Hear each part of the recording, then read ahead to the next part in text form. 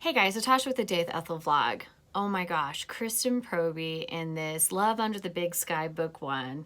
It gives you all the feels. If you want a romance with a sexy cowboy that does not wear Wranglers, he wears Levi's and a baseball cap, this is the story. You know, growing up on a ranch, people always say you never dress like you lived and work on a ranch and still run a ranch. I don't, because it's just not me. So I understand Josh King, but I also understand Cara Donovan. Cara Donovan is a teacher in a small community in Montana, and teaching is her life. She loves her kids, and she's been asked to tutor Josh's nephew, Seth. Seth's kind of had a rough kind of a go. His, mom drops him off at his grandparents and his uncle Josh's house because his dad's fighting in the war. And, Seth is struggling to kind of grasp what his dad, is his dad left him, or is his dad truly in the war fighting? And it's kind of this why I love Cara so much is that she gives Seth a beacon and gives Seth a place to kind of to vent. And yeah, he's a teenager and he kind of gets unruly a couple times, but she knows how to guide him. And and it's one of those things that she even says it. She goes, Josh is like, "You've gotten pushy," and she goes, "I'm a teacher. It's either pushy or die a long, slow death. Now go. We have work to do today."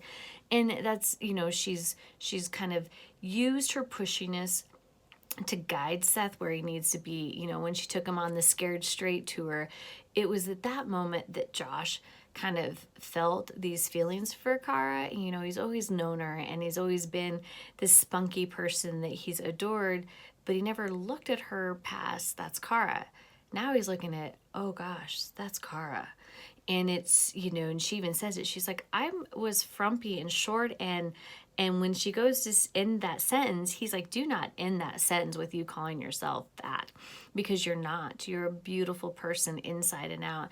And that's what I really liked about Josh, is that Josh made her feel so beautiful and so sexy, even in the worst of days, and he gave her this feeling that even her rude friends from school, they weren't even her friends, the bullies from her childhood, tried to say stuff about her.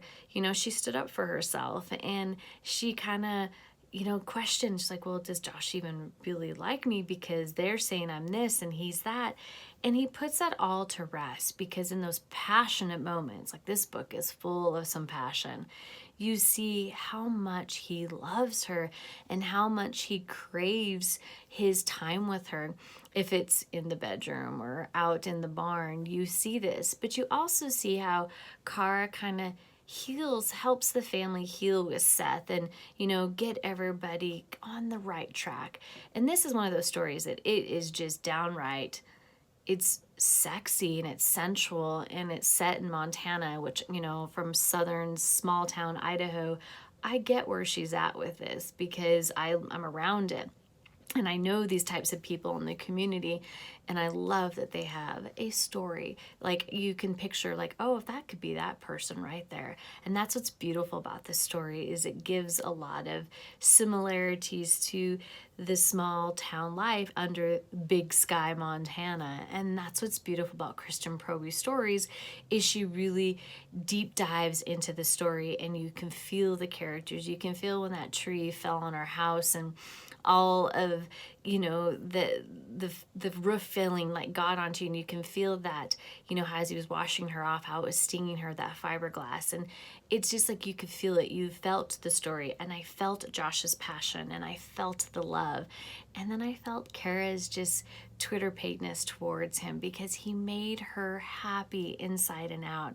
And she says it, he goes, you brought me to your happy place. And he goes, it seems anywhere you are is my happy place these days, Carolina.